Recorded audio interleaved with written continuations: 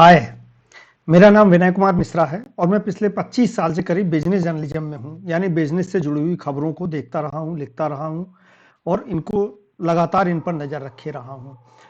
इस दौरान ढेर सारे अनुभव ऐसे हुए जो मुझे लगता था कि आपके साथ शेयर होने चाहिए, लेकिन टेक्नोलॉजी ऐसी चीज़ थी कि शायद मौका नहीं मिल रहा था, लेकिन अब मुझे लग रहा है ऐसे मौके मेरे पास हैं कि मैं आपके साथ उन बातों को शेयर कर सकूँ। निवेश हरदम एक बड़ा गंभीर विषय रहा है इस देश में, क्योंकि वो पैसे से जुड़ा ही मान लिया गया है। मेरा मानना है कि निवेश का मतलब सिर्फ पैसा कमाना ही नहीं, एक फाइनेंशियल प्लानिंग होता है, यानी वित्तीय अर्थव्यवस्था आपकी कैसी हो, ये आप खुद भी तय कर सकते हैं।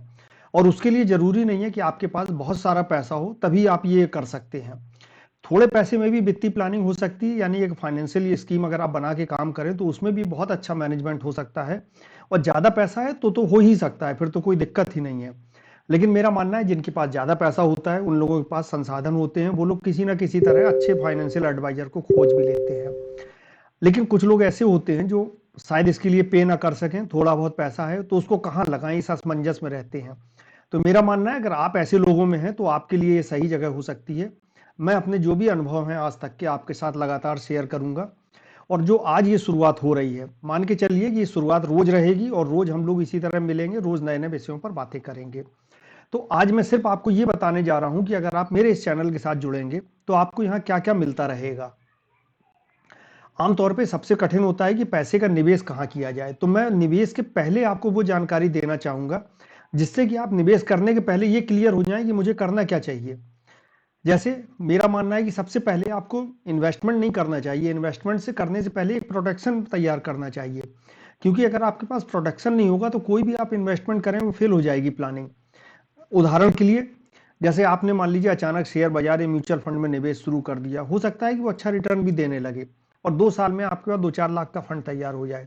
और अचानक आपके ऊपर कोई ऐसी दिक्कत आ जाए या आप बीमार पड़ जाएं या आपके घर में कोई बीमार पड़ जाए, तो आप कहाँ से लाएंगे पैसा। मैं मान के चल रहा हूँ कि आपके पास सीमित पैसा था जिसको लगा के आपने शेयर बाजार या म्यूचुअल फंड में लगा के बढ़ा लिया है। ऐसी स्थिति में आप क्या करेंगे, आप वो अपना पूरा निवेश बेचेंगे और उस बीमारी के इलाज में लगाएंगे, तो आपका तो पूरा प्लान ही चौपट हो गया। या हो सकता है इतना ज्यादा खर्च हो जाए कि वो पूरा निवेश निकाल के इलाज कराने के बाद भी आपको किसी से कर्जा लेना पड़ जाए, जानने वालों से, बैंक से, या और कोई व्यवस्था पैसे की करनी पड़ जाए।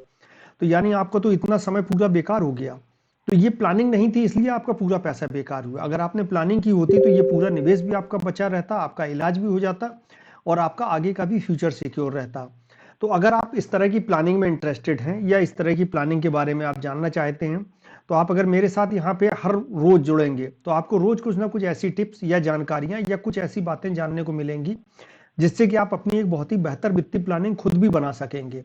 मैं ये नहीं कहता कि मैं आपकी परफेक्ट प्लानिंग कर दूंगा, क्योंकि परफेक्ट प्लानिंग फाइनेंशियल प्लानिंग के टर्म में कभी होती भी नहीं है। एक ही चीज किसी के लिए अच्छी हो सकती है, किसी के लिए खराब, या किसी के लिए कम अच्छी।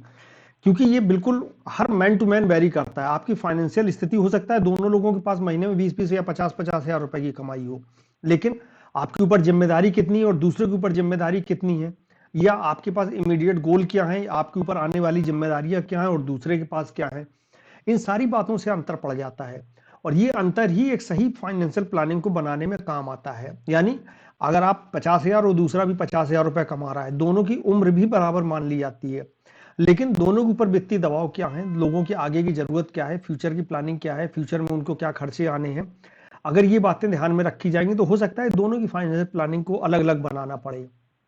तो मैं कोशिश यहाँ पर यही करूंगा लगातार, जब तक मैं यहाँ पर आपके साथ जुड़ा रहूंगा, कि आपको वो सारी टिप्स देने की कोशिश करूं, वो आपको सारी जानकारी देने की कोशिश करूं जिससे आप खुद अपनी एक बेहतर प्लानिंग कर सकें। जब आप खुद बेहतर प्लानिंग कर लेंगे तो फिर आपको बहुत दिक्कत नहीं होगी, आप अपना सारा फाइनेंस भी मैनेज कर लेंगे और जो आने वाली चिंताएं हैं उनको भी कैसे एड्रेस किया जाए इसकी भी आप जानकारी आराम से जुटा के या खुद अपना असेसमेंट करके उस हिसाब से प्लानिंग कर लेंगे। तो मेरा मानना है अगर आप इन सब चीजों में इंटरेस्टेड हैं तो आप मेरे साथ यहाँ जरूर जुड़ेंगे। आज मैंने आपसे सिर्फ इंट्रोडक्टरी एक रखा है अपना ये, जिससे कि आपको ये पता लग सके अगर आप मेरे इस चैनल के साथ जुड़ेंगे तो आपको यहाँ पर क्या क्या जानकारियां मिलेंगी। कल हम लोग वित्तीय प्लानिंग का पहला लेसन शुरू करेंगे जो आपको ये बताएगा कि आपका फर्स्ट स्टेप क्या होना चाहिए। और अगर आप मेरे साथ कुछ दिन भी जुड़ेंगे तो आप देखेंगे धीरे धीरे आप कितना खुद ही वित्तीय प्लानर या खुद के फाइनेंशियल एडवाइजर कितनी अच्छी तरह तैयार हो गए हैं। तो मेरे साथ यहाँ पर रहिए, मेरे साथ जुड़िए और लगातार जुड़िए, रोज जुड़िए। मैं आपको फाइनेंशियल सेक्टर की पूरी जानकारी दूंगा, शेयर बाजार की भी यहाँ आपको जानकारी मिलेगी, यहाँ आपको म्यूचुअल फंड की भी जानकारी मिलेगी, म्यूचुअल फंड के माध्यम से टैक्स बचाने की भी जानकारी मिलेगी, आपको एनपीएस में निवेश करना चाहिए या नहीं करना चाहिए इसकी भी यहाँ पर आपको जानकारी मिलेगी। इवन यहाँ पर बिटकॉइन और जितनी भी क्रिप्टो करेंसी है इनके बारे में भी मैं आपको यहाँ पर बताऊंगा कि इनमें निवेश करना चाहिए या नहीं करना चाहिए, या करना है तो कैसे करना चाहिए, कितना करना चाहिए। इसके अलावा और सोना और चांदी भी यहाँ पर मेरा एक प्रमुख विषय रहेगा आपसे बातचीत करने का और आपको जानकारियां देने का, क्योंकि सोना भी इस देश में निवेश का एक बहुत बड़ा माध्यम है। तो अगर आप हर तरह की एसेट क्लास में इंटरेस्टेड हैं और एक अच्छी वित्तीय प्लानिंग आप अपनी खुद की करना चाहते हैं, आपको किसी की मदद की जरूरत ना पड़े, तो आप यहाँ पर सारी जानकारियां प्राप्त कर लेंगे। मुझे उम्मीद है कल आप जब मेरे साथ जुड़ेंगे तो वित्तीय प्लानिंग का पहला लेसन हम दोनों एक साथ मिलकर सीखेंगे। मैं कल आपके साथ वित्तीय प्लानिंग लेकर के आऊंगा और मैं कल आपके साथ फिर जुड़ूंगा। नमस्कार।